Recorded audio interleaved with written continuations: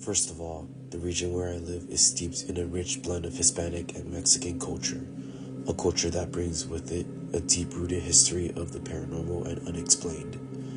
This is a place where the supernatural isn't just a story.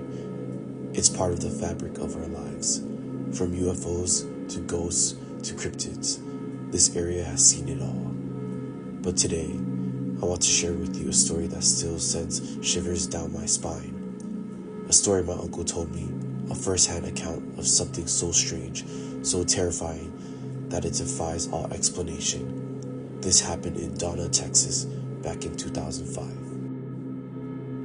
It was at my grandmother's funeral when I finally heard the full story. My uncle, who's never been one to believe in the supernatural, sat me down and recounted what happened to him one hot afternoon. And let me tell you, it's haunted him ever since. My uncle had come home from lunch, as he often did.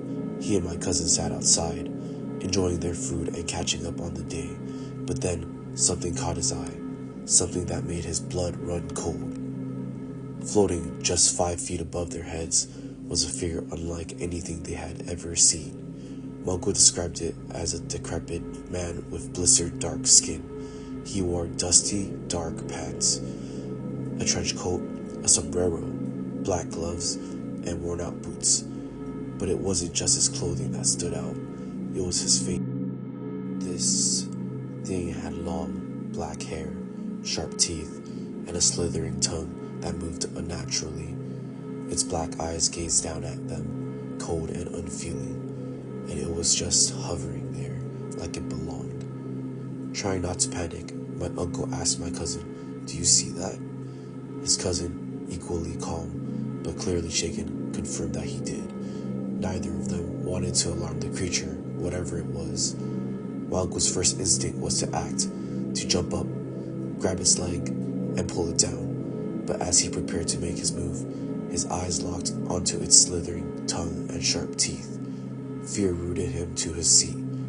What if this thing attacked him? What if it took him somewhere he couldn't return from? For what felt like an eternity, the creature just hovered there, staring. Then, without warning, it began to rise higher and higher, eventually disappearing into the clouds. My uncle said it reminded him of the creature from the movie Jeepers Creepers, but this wasn't a movie, this was real. Later, I learned something that made the story even more chilling. Across the street from my uncle's house lived a woman who practiced witchcraft. Was this creature connected to her? Was it summoned? Or was it something else entirely, passing through the world on its own? I've heard stories of flying humanoids before, creatures that defy the laws of nature and leave those who see them questioning their sanity.